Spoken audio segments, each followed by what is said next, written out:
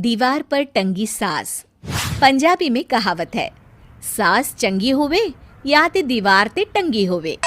संगीता की शादी भी एक ऐसे ही घर में होती है जहां उसकी सास दीवार पर टंगी होती है। ससुर और पति शादी के पहले दिन उसे सास के फोटो के सामने ले जाते हैं, जहां ससुर जी कहते हैं, बेटा बेटा संगीता, ये तुम्हारी सास थी, बहुत नेक और भली, लेकिन थोड़ी गुस्सैल थी। गुस्सा आने पर सब तहस नहस कर देती थी, पर अब ये इस दुनिया में नहीं है। हाँ संगीता, माँ होती तो तुम इनकी कोई बात टाल नहीं सकती थी। संगीता मन में खुश होती है कि अच्छा है कि ऐसी औरत अब इस घर में नहीं है, लेकिन दिखावे के लिए वो जैसे ही सास की फोटो के सामने हाथ जोड़कर खड़ी होती है, ये क्या? सास उसे देखकर मुस्कुराने लगी। संगीता आंखों को मलकर एक बार फिर से देखती है, लेकिन फिर सास के चेहरे का भाव, भंगिमा यानी एक्सप्रेशन बिल्कुल बदले होते हैं। वो अपने पति और ससुर को कहती है, माँ की तस्वीर तो स्माइल कर रही है। ना ना बेटी, ये कैसे संभव है? जरूर तुम्हें कोई गलती हुई होगी, ऐसा कैसे हो सकता है? लगता है तुम शादी की सारी फॉर्मेलिटी करते करते थक गई हो, तुम्हें आराम की जरूरत है संगीता। खैर, सारे संगीता की बात को इग्नोर कर कमरे में चले जाते हैं।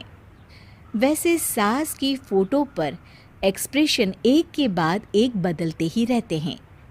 सुबह होती है, पति और ससुर को काम पर भेजकर संगीता कमरे की सफाई करने में लग जाती है कि तभी उसे आवाज आती है, से साफ करो। ऐसे भी कोई टेबल साफ करता है? इससे अच्छा तो ये गंदा ही था। किसी औरत की आवाज सुन संगीता दंग रह जाती है और सोचने लगती है कि आवाज कहाँ से आई। आवाज को नजरअंदाज कर वो फिर से अपना काम करना शुरू करती है, लेकिन इस बार तो आवाज बिल्कुल उसके कान के पास से आती है। मेरा घर है ये, जब तक मैं थी चमका कर रखती थी, हर एक चीज शीशे की तरह थी। तुम्हें तो ना सफाई आती है ना कुछ पता है। क्यों तुम्हें मेरे घर की जिम्मेदारी दे दी गई है? पता नहीं तुम में मेरे बेटे को क्या दिखाई दिया। मैं होती तो एक से बढ़कर एक लड़कियों की लाइन लगा देती। अब संगीता को समझने में देर नहीं लगी कि ये आवाज किसी और की नहीं बल्कि उसकी सास की है, जो दीवार पर टंगी है। वो उसके पास जाती है और कहती है, नमस्ते सासू माँ, मुझे तो कल ही लग रहा था कि दीवार में कुछ काला है। वो दीवार नहीं, दाल होती है पगली। सही पकड़े हैं सासू माँ। तो क्या हो गया आपको जो आप यहाँ भी चैन से नहीं बैठी हैं? सुना मैंने आपका व्यवहार काफी गुस्से वाला था। चुप रह तू, ज्यादा बकर बकर ना कर।